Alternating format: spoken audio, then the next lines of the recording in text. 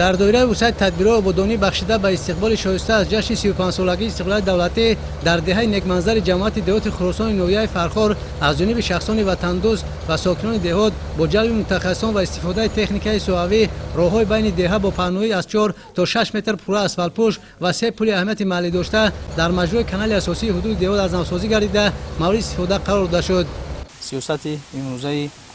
давлати ҳукуматро барои ободонии маҳаллаву деҳаҳо дастгирӣ намуда иқдом гирифтем ки дар маҳаллаи худ дар маҳаллаи некманзари 1 ва 2 ки ҳамин роҳҳо бисёр дар ҳолати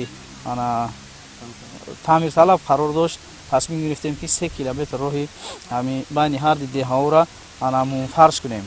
аз масофаи умумии роҳи зикршуда то маҳаллаи навбунёди некманзари 2 ҷамоати деҳоти мазкур масофаи қариб 1 километри он бо гузарондани корҳои заминӣ аз нав сохта шудааст. паҳноии роҳи ин деҳаи навбунёд дар қисмати доманаку 4 метрро ташкил медиҳад. тавре сокинони деҳот иброз доштанд роҳи деҳаи некманзари 1 то роҳи байни деҳоти хуросон солиёни зиёд дар ҳолати таъмирталаб қарор дошт ки ин ҳолат дар давраи зимистон барои рафтомади воситаҳои нақлиёт ва сокинон бахусус хонандагони ду деҳа ки масофаи зикршударо тай мекарданд мушкили асосӣ буд. ташаббускорон ин иқдом барои навсозии роҳи деҳа нахус дар ду шафати он тариқи ҳашар дар масофаи беш аз 1.5 километр обраҳои бетонӣ сохта ҳамчунин симчӯбҳои фарсударо бо пояҳои оҳану бетонии нав иваз намуданд. ҷавонони деҳа барои дар амал татбиқ намудани дастуру супориши президенти ҷумҳурии Тоҷикистон пешвои миллат муҳтарам Эмомалӣ Раҳмон оид ба вусъат бахшидани корҳои ободонӣ ҷиҳати таҳкими инфраструктураи деҳот ният доранд ки дар идома аз чунин корҳои созандагӣ ҳудуди деҳаро ба таври замонавӣ чароғон намоянд. дар ҳамин ҳудуди ҳамин раҳи сохтагимон 5 кӯпруки вай дар ҳолати садамавӣ қарор дошт, онҳоро ба пуррагӣ таъмир кардем ва пешкаши сокинон кардем. ният дорем дар оянда сиёсати ободкоронаи ҳукуматро дастгирӣ намуда дар дохили дигар маҳаллаҳо масалан маҳаллаҳои давлат бохтор дигар